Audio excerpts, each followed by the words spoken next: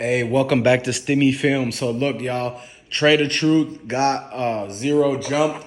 We just got done talking to Zero. TMZ spoke to Zero. So this is how the whole thing happened, y'all.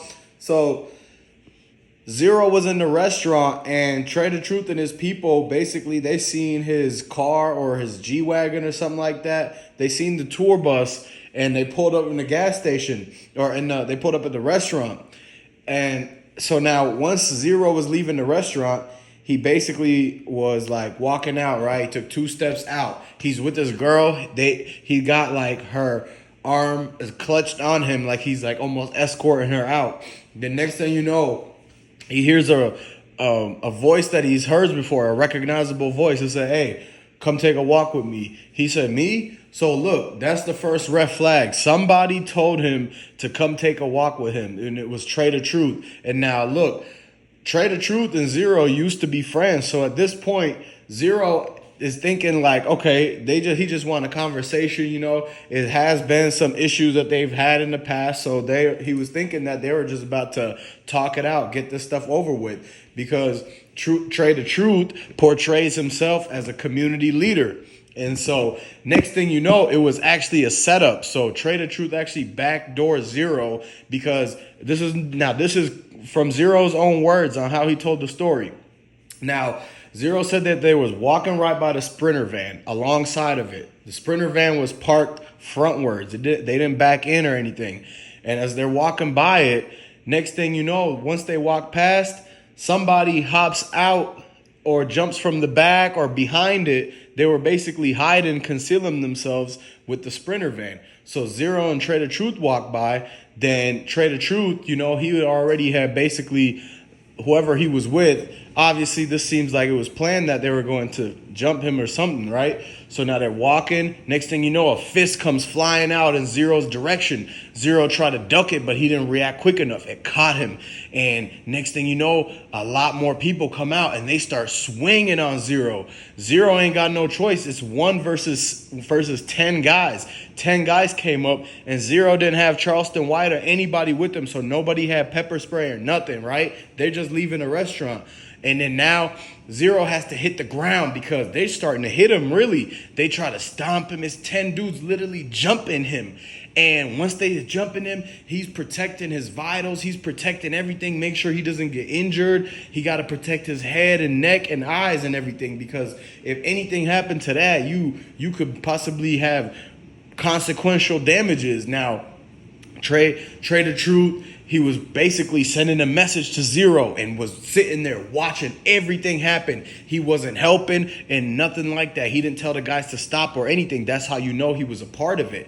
Why would Trae the Truth do this to Zero when he's supposed to be a stand-up community leader? Now everybody's looking at him like he just turned their back on the community. He just went out there and did this act of basically nonsense violence, man, senseless, to try to get Zero jumped, and Zero had gave him all them opportunities back in the days by letting him do features with him and everything. Because look, everybody was helping everybody in the beginning, man. And this thing in Houston, it runs deep. And so what y'all gotta realize is that, hey, Trae the Truth, he has some type of feelings and everything. So he got too caught up in his feelings and told his boys to basically set up Zero. And that's what you guys just heard about. And so this whole thing, man, it should have never happened. And now Trae the Truth just ruined his whole reputation, because he had a lot of people thinking that he was a changed man and that now he was out here doing positive stuff. But to hear that he just set up Zero like that and did a man like that after he had helped you so much in the past, that's crazy, man. It's over with now. Now everybody's sitting back like, okay, look, whatever happens, happens. Zero tried to be a stand-up person and really just make sure that the conflict didn't escalate too much now. And basically he was looking at him like, man, he's crazy. Why would you jeopardize everything that you got going on for this? And so that just goes to show you that Trae the Truth must have had lost a lot of street cred, and he might have been feeling as if that he wasn't going to be at the top of whatever power he wanted if he didn't do something to Zero. And so we really don't know what Zero and him, are beefing with about now. But all I can say is Sauce Walker, everybody, they coming out and they're like, hey, look, man, people need to stop fighting because the rappers in Houston could come together. Not everybody is gonna be a Jay Prince type. Not everybody's gonna be Jay Prince or Jay Prince Jr. You gotta fill your role and you gotta stay in your lane, man. And so, if Trae the Truth was in his lane trying to do this community activist stuff, he should have stayed in his lane then. Because now that he messed with Zero, that's gonna screw up a lot of things he's got going on. They're not gonna want to put him on TV no more, anything like that. Trae the Truth was supposed to be, we know what he is and everything, and now everybody looking at him sideways like, dang, man, why are these dudes feuding now? We already got people who, like, Migos broke up and everything. All this stuff happening to rappers. It's like they don't need to add more to it. Like, this is nuts, man. And the fact that all of this is over some BS, some old beef, man.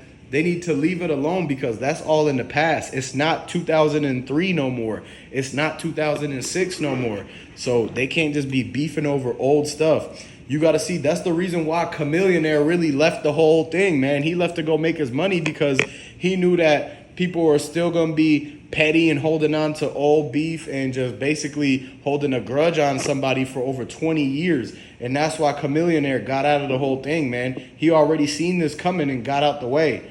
That way, he don't have nothing happen to him, just like how Zero did. And this whole thing really could have been avoided. I think that Zero's security, if he wasn't going to do nothing, he should have at least had a security guard there so he didn't get jumped. Because the security guard would have made sure to protect himself and stuff because they're going to have their licenses and everything.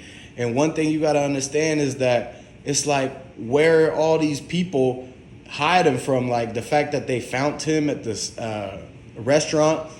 They were looking for Zero. So, man, it's just a good thing that nothing worse happened out of it.